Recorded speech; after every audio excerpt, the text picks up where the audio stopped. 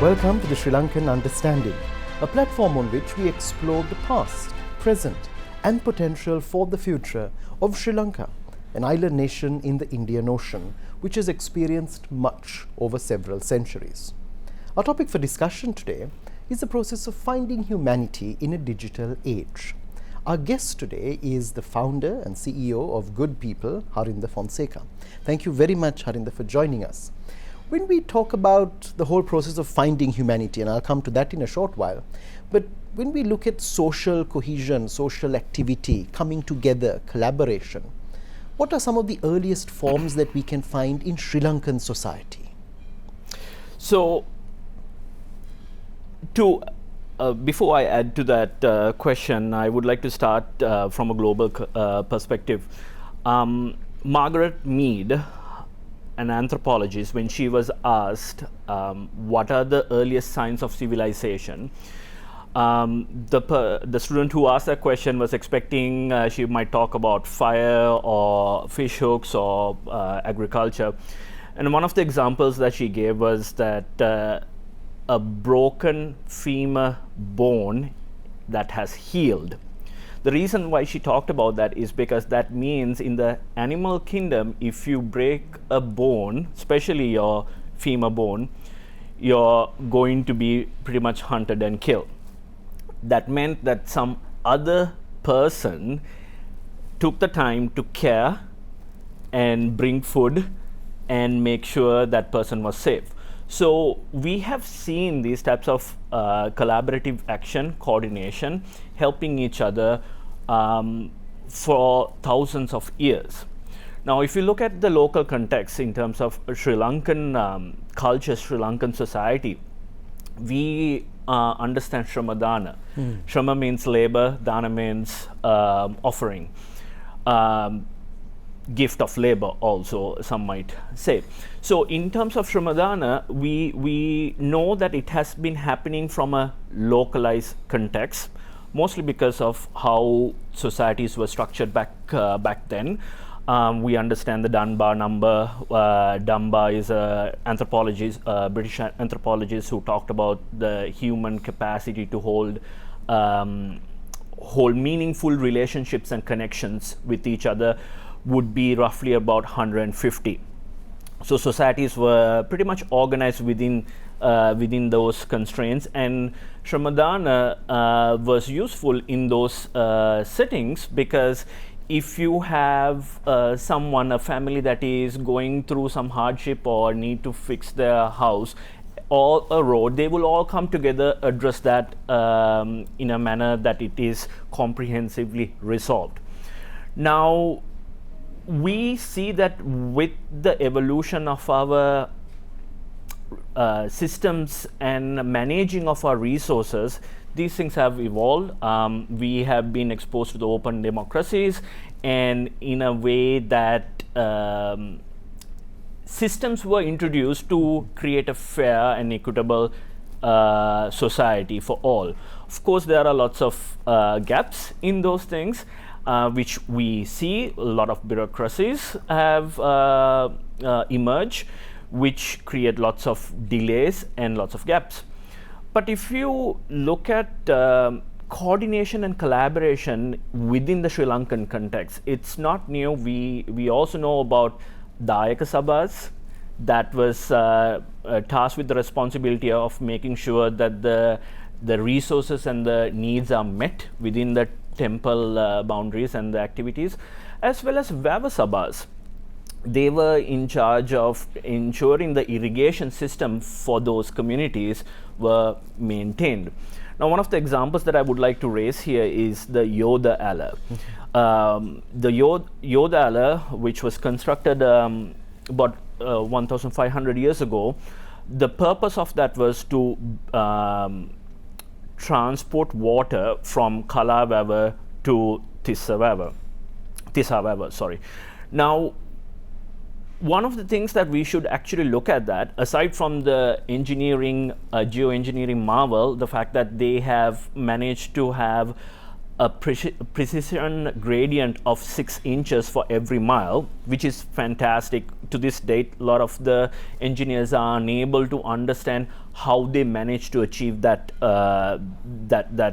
engineering marvel.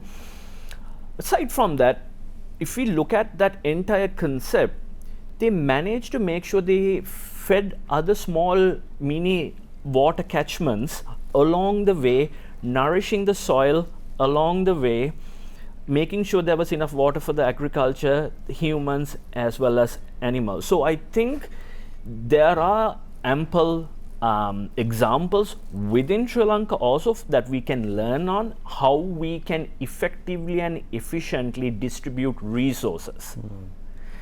And how does coordination, human coordination, come into play? Now, one could argue that maybe the individuals that were involved in that whole process, maybe it was slave labor. I understand the probability of those types of activities are high. Having said that, with technology and the current society, we might be able to take some lessons from those activities and those behaviors and understand how best can we design our current society, current systems in order to fairly and equitably affect all human beings. That's probably one of the most important aspects that I look at when you look at the overarching impact it has had. As you said, it might have been forced, and that is what we have seen in various periods of time, not only in Sri Lanka, elsewhere as well. Around the world, Around yes. the world. Yeah. But of course, it might have also been community coming together. And yes. this is what we have to probably give it the benefit of the doubt in terms of that was how it happened, because that's happening right now. So this is a practice that is continuing.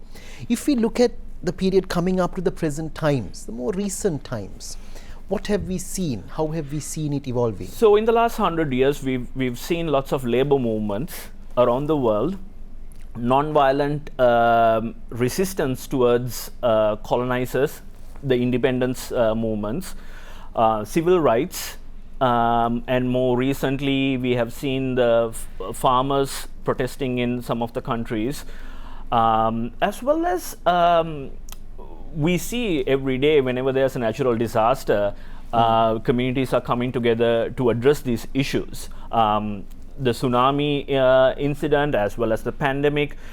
But the issue is now with technology and media and social media and how these issues are framed, we might be incentivizing strategies that are not optimal for human coordination. So I think that is something that I think we should pay attention to as we move on and look towards the future in terms of collaborative behavior. Okay. Thank you. And this is where, when we come back in the next break, I'd like to look at the organization that you founded and some of the challenges that you faced in bringing an organization of this nature into fruition and also continuing, sustaining it for a significant period of time. When we come back on the next segment of the Sri Lankan Understanding, we will look at good people and what they do and the challenges that you have to face in this process when we return on the next segment of the Sri Lankan Understanding.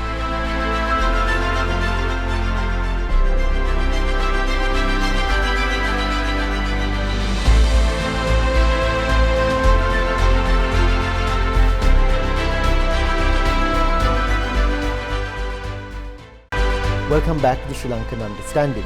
We're in conversation with Harinda Fonseka and we're talking about finding humanity in a digital age. Harinda, you gave us an excellent overview of what it has been in the past, internationally and locally. You founded an organization some years back which focuses exclusively on this area, good people. Can you tell us about it? Yes, so Good People is a social network for volunteers and donors to come together so that we can collectively address and coordinate towards addressing some of the global challenges we face today. Now, Good People spelled as GUDPPL.com. As I stated, it is a social network, so we are available as a website, goodpeople.com, as well as an app on both on Android and iOS. Now, the present situation I would like to raise is that right now, the current mechanisms that are currently available for societies to come together and address the challenges that we face today are inefficient, unsustainable, and unscalable. All the while, the current platforms that are currently available, whether it's mainstream media or regular media or other types of organizations, associations, encouraging competitive behavior over collaborative behavior, which results in a lot of duplication, waste, animosity between groups, whether it's charities or governmental organizations and agencies, or associations between two schools or two clubs. So I believe in the long run, trying to scale these behaviors, these activities, these responses towards these challenges will create lots of waste, as well as we will not be able to comprehensively and sustainably address these challenges. So we have identified these issues from a systemic point of view and tried to come up with we are offering a platform that might address these shortcomings, and we want to be part of the solution. Not saying that we are the solution, but we would like to be part of the solution in terms of bringing people together to address these issues. So there might be lots of Sri Lankans and around the world, people who are interested in volunteering or doing good or getting involved in the society, but don't know where to go to, where to begin. So we start from there in terms of people who want to do something good or help out, don't know where to begin. And there are charities and organizations who want those skill sets and support, do not know where to find them. So first and foremost, it's a platform for those two groups to come together and meet each other. So we have a discover page where people can discover projects, and where charities can actually post their projects or whatever the activities they're engaging in. Now then comes the incentivizing mechanism, because in order for people to get involved long term, of course, one of things most people wouldn't really care about whether they are incentivized with that for those behaviors. But one of the things that we have understood after a lot of discussions with the people in the space as well as research, in order to maintain volunteerism and volunteer activity, there needs to be some sort of way of appreciating. It could be a simple thank you. So we have looked at all those things too. We have designed the platform to make sure that we celebrate good action. So it's an opportunity for us to celebrate good action, so that good behavior begets good behavior, and we hope that empathy become contagion, like yawning. And when people see good behavior happening, and when they are not drowning in a information overload atmosphere, which is mostly negative, we can create a hopeful future. Because right now, a lot of people are exposed to negative content, which is optimized to maximize our time spent on those platforms, main social media platforms. The tool that they're using is polarized content, anger generating content that is not actually good for the society in the grand scheme of things. It's like junk food to our brains and the society. So we want to be the healthy organic food to our brains as well as a society, so that we can collectively come together to address these challenges. Absolutely amazing there. Some of the points that you raised, we are living in a digital era in which there is a lot of information out there. 20 years ago, we didn't have this access. Maybe 10 years ago, it was reduced to some extent. It's an overload, as you said, but a lot of it is negative. We are responding to something negative. So news is it's not a randomized sample of what happened yesterday. It is a sample of the extreme worst things that happened yesterday, and they are being presented to you. So it is shaping our worldview if we are consuming all this information, and often the content we are consuming are not giving us solutions or paths to take action. So we are feeling helpless, hopeless, as well as feeling that nothing can happen. And the easiest thing is to just, sit in your corner and think about your own future, and that will fuel more depression, fuel more anxiety, leaving people to think, okay, you know what, humanity and civilization is a hopeless case, so I'm going to just take care of myself and my immediate loved ones, and then life goes on. That's a sad situation, and that's something that we've got to try to avoid, if at all. But the platform that you've created obviously makes a huge difference in this case. When we come back on the next segment of the Sri Lankan Understanding, we'll go deeper into this area. How do we actually find humanity? That's the question we've got to ask when we return on the next segment of the Sri Lankan Understanding.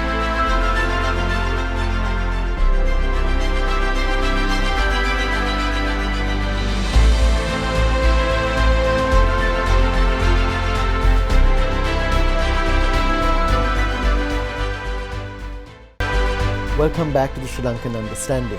We're in conversation with Harinda Fonseka, and we're talking about finding humanity in a digital era. Going to that very topic, Harinda, how do we find humanity going forward? You mentioned how there's a surplus of information out there, most of it is negative, we're all trying to make statements, we're all trying to get on the bandwagon, we're all trying to be popular, we're all on this ego trip perhaps. How do we make a difference? How do you do that? How do you go about, firstly, finding humanity? I think first and foremost, we need to deal with real world issues in real world. As long as we choose to communicate, collaborate, and consume information through social media, the only way to do that, I'm not saying that that shouldn't be used. Definitely, there are lots of positives with that. But if we are using that platform as the only mode of communication, consumption of information, and collaboration, then there's going to be an issue. Having said that, I also understand that I just proposed in the previous segment that we are also a social media. So I just want to differentiate what's currently available to humanity and around the world as mainstream social media, and how we are proposing as an alternative social media. And I'm more than happy to get into those aspects later on if there's time. But I would like to raise a few things. First and foremost, we understand the world is warming, global is warming. That leads to melting of ice, exposing more of the land, which means that absorbing more heat. Then that increases and speeds up the global warming. What does it happen to the farmers? We understand Syrians were also they faced a multi-year drought before the war, which contributed towards some of the farmers moving to the already stressed socio-economic structures in the cities. That led to some of the protests, and of course there are different experts have different interpretations of how these things contributed, but all of them agree that climate-induced migration will create chaos. This is happening around the world. Now, with that coupled with microplastics in the ocean, acidification of the ocean, coral reefs dying, what does it happen to fishing industries and other livelihoods that is attached to the ocean economy, whether it's tourism or whatnot. What happens when all these things are happening, are compounding on each other, and people are internally displaced as well as they are leaving their own countries? How do we face these types of issues? How we feed people, how we clothe people, and how we actually provide energy and manage our resources. These are all key questions. So finding humanity, it happens when we actually, the full richness of humanity is best experienced face to face. Yes, we can achieve certain aspects of it through a digital layer. I understand that, but it's limiting. If you're in front of a screen, then only this much is captured. You do not know what's happening below that, whether that person is on a wheelchair, whether that person have other types of challenges, we do not know, right? So I think that's where we need to understand one of the ways of addressing these global challenges. We need to have a common understanding what the issues are. Right now we cannot agree on what the issues are because we are all polarized. We are given a personalized set of information based on our biases, based on our preferences, that is further fragmenting societies. Then what happens is, in a society and a world filled with uncertainty, we are constantly looking for certainty. Certainty will lead towards echo chambers in social media platforms. So I say something, then everybody else says, yeah, great, what you're saying is good. So this is impacting our sense making. We do not have a shared understanding. If we do not have a shared understanding, we do not have a shared understanding of the problems, the challenges. So if we do not know what the problems are, how are we going to collectively address these problems if we are fighting and bickering over these things? So we see that, yes, I've heard comments where people are saying, well, social media is just putting a spotlight into already existing biases and these. While I agree up to a certain extent, the algorithms are designed to keep us addicted. Precisely. Right? If somebody can say that they are not addicted to their phone or their social media platforms, then I would invite them to leave the phone aside or log out of social media for a week and see what do they feel. Right? Which other industry calls their consumers users? Drug industry, illegal drug trade call them users, and we call people who are using social media platforms users.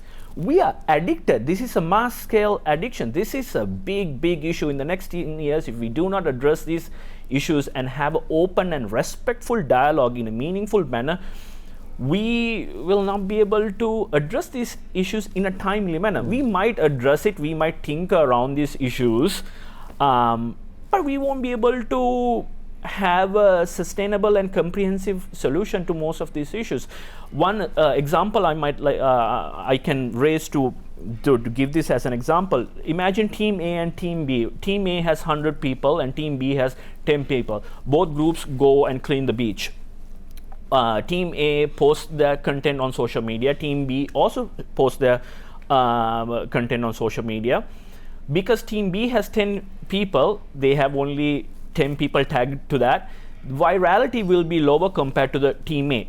If they each of them collected 2 kilos worth of plastic, they will have 200 kilos worth of plastic mound, while the other group will have only 20. Now, if Team B chooses to volunteer every weekend for 52 weekends, in grand as a total, they will have 1040 kilos worth of plastic. Now, still, over one full period, they will not receive the same level of virality or accolades or acknowledgement or appreciation. But that Team B is more intimate about the issue. They understand when this plastic pollution is happening based on monsoon seasons or whatnot. They might be motivated to actually go to the local councillor and actually demand for change or look at how best to address these things.